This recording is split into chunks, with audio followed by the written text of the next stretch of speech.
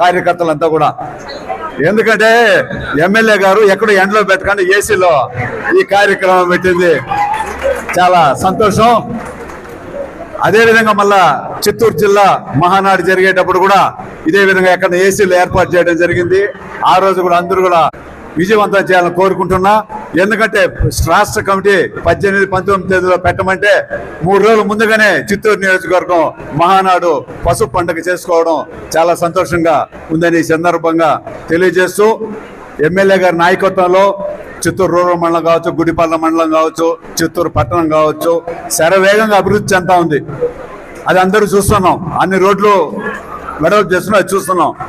ముఖ్యంగా ఎన్ఆర్ఈజెస్ డబ్బులు లేట్ అవుతా ఉంటే కూడా ఇక్కడ కార్యకర్తలు కానీ నాయకులంతా పనిచేసేందుకు భయపడి బిల్లులు రావు. 1 సంవత్సరం 2 సంవత్సరం ఇబ్బంది అంటే కూడా బెంగళూరు నుంచి అంటే మన నరీపిల్ల వాసవులు గోపి కావచ్చు, పెనుమూరు వాసవులు సుబ్రహ్మణ్యం కావచ్చు, వాళ్ళంతా పిలిచి కూడా గుడిపాల మండలంలో ఉండే రోడ్లంతా మీరు చేయండి అయ్యా, బిల్లులు వస్తుంది, ఇబ్బంది లేదు, మీ దగ్గర డబ్బు ఉంది కదా చేయండి అనేసి కూడా గుడిపాల మండలంలో ఉండే రోడ్లంతా కూడా వేయించడం జరిగింది. దానికి కార్యకర్తలంతా సంతోషమే కానీ బాధపడరు. మనం చేయలేదు పని, నూరు బాధపడాల్సిన మళ్ళీ. ఎందుకంటే తరతరాలుగా మన గ్రామాలు జరగని రోడ్లు అవన్నీ కూడా ఈ సందర్భంగా జరిగింది. ఈ సందర్భంగా ఆ కాంట్రాక్ట్ పనిచేసిన గోపి గారిని, అదేవిధంగా సుబ్రహ్మణ్యం గారిని కూడా కృతజ్ఞతలు తెలియజేస్తూ, ఈరోజు మన స్థానిక సంస్థలు ఎన్ని కొన్ని వస్తాయి, మండలాలు కావచ్చు, జిల్లా పరిషత్లు కావచ్చు, కార్పొరేషన్లు కావచ్చు.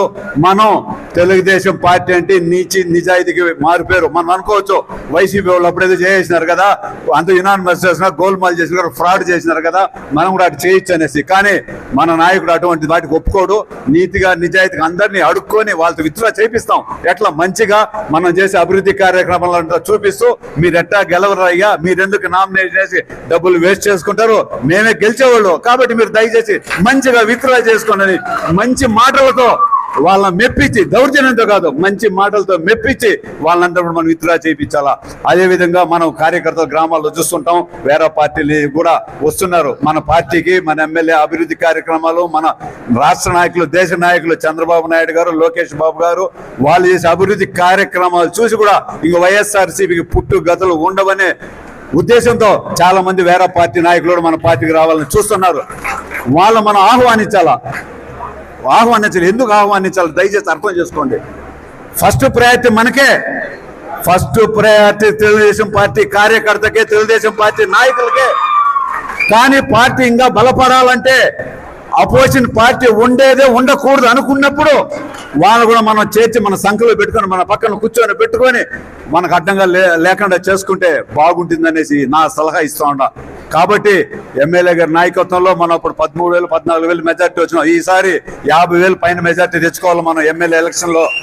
అప్పుడు రావాలంటే కింద స్థాయిలో ఉంటాయి, లోటుపాట్లు ఉన్నాయి. ఎమ్మెల్యే గారు కూడా కొత్త రాజకీయ, ఇప్పుడే ఎమ్మెల్యే అయిన 2 సంవత్సరాలు అయింది. గ్రామాల్లో ఎన్ని ఒడిదుడుకులు ఉంటాయి. వాళ్ళే ఎందుకంటే రాజకీయాల్లో ఒక్కొక్క నాయకుడు ఒక్కొక్క స్టైల్ ఉంటుంది.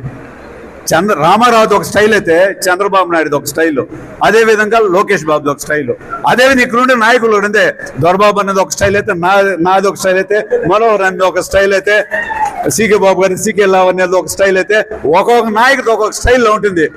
కాబట్టి ఎమ్మెల్యే గారిది ఒక స్టైల్ అయితే, ఆయన అప్పుడే చెప్పినాను బా, ఎమ్మెల్యే గారిది ఒక స్టైల్.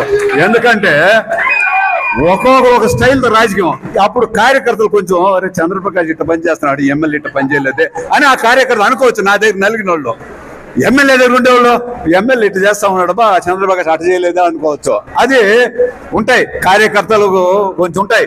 కాబట్టి ఇవంతా దూరదృష్టి ఆలోచించుకోవాలా. అందరూ ఒకటే, నాయకులంతా ఒకటే, నాయకులంతా పార్టీ కోసం పనిచేసేవాళ్ళే. నేను గర్వంగా చెప్పుకుంటా, ఇది నాకు 44వ మహానాడు. 17 సంవత్సరాలు 18 సంవత్సరాలు రాజకీయం చేసిన, ఇది 44వ మహానాడు. నాకు అట్లే ఉన్నాము. అదే 40 మహానాల్లో బ్లడ్ డొనేషన్ చేసిన, నేను 40 మహానాల్లో బ్లడ్ డొనేషన్ చేసిన. కాబట్టి మేమంతా శాశ్వత సభ్యులు, తెలుగుదేశం పార్టీకి శాశ్వత సభ్యులు తీసుకున్నాం లక్ష కట్టి. కాబట్టి బతికి పుట్టింది రాజకీయాల్లోకి వచ్చిన తెలుగుదేశంలోనే, చనిపోయేటప్పుడు కూడా తెలుగుదేశం పార్టీలో ఉండి చనిపోతాం. కాబట్టి పార్టీ సిద్ధాంతాలకు లోబడి తెలుగుదేశం పార్టీ క్రమశిక్షణ గల పార్టీ సిద్ధాంతాలకు లోబడి ప్రతి ఎలక్షన్లో కూడా ఎమ్మెల్యే గారి నాయకత్వంలో పనిచేసి ఎమ్మెల్యే గారు కూడా చిత్తూరు మండలంలో కమిటీ నలుగురిని, అదేవిధంగా గుడిపాల మండలంలో ఒక టౌన్లో కొందరిని కమిటీలు వేసారు. ఎందుకు అన్ని ఆయన ఎత్తున పెట్టుకోకూడదు, అన్ని ఆయన పని ఇష్టం.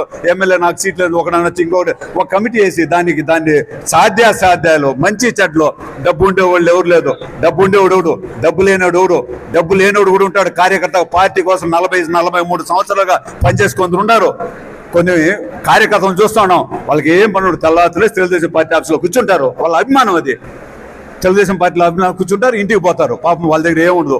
అటువంటి కార్యకర్తలు అన్ని విధాలుగా డబ్బు ఉండేవాడు డబ్బు లేనివాడికి ఇస్తూ, డబ్బు ఎక్కువ ఉండేవాడు ఇంక 2 కార్పొరేటర్ స్థానాలకు ఇస్తూ, డబ్బు ఉండే ఎంపీటీసీ ఇంకొక 2 ఎంపీటీసీలకు డబ్బు ఇస్తూ, ఇట్లా వీళ్ళందరినీ కోఆర్డినేషన్ చేసి ఎమ్మెల్యే గారు కూడా రాబోయే స్థానిక ఎన్నికల్లో మనమందరూ గెలుపు వన్ సైడ్ కావాలనేసి ఈ సందర్భంగా తెలియజేస్తూ ఈ అవకాశం కల్పించారు. ఈ రోజైతే ఎట్లయితే సంతోషంగా మన కేరింతలు కొత్త సమావేశాలు ఏర్పాటు చేసుకున్నామో, తెలుగుదేశం పార్టీ బీఫార్లు ఇచ్చేటప్పుడు, టికెట్లు ఇచ్చేటప్పుడు, సర్పంచ్లను అనౌన్స్ చేసేటప్పుడు కూడా ఇదే విధంగా కేరింతలు కొడుతూ ఆ అభిమానంతోనే మన పార్టీ అభ్యర్థులంతా వారు వన్ సైడ్ అంటే గెలిపించుకునేసి రావాల్సింది ఈ సందర్భంగా కోరుకుంటూ ఈ అవకాశం కల్పించినందుకు మీ అందరికీ మరొకసారి కృతజ్ఞతలు తెలుసు. జై హింద్, జై నందమూరి తారక రామ గారు, జై ఎన్టీఆర్, జై లోకేష్, జై.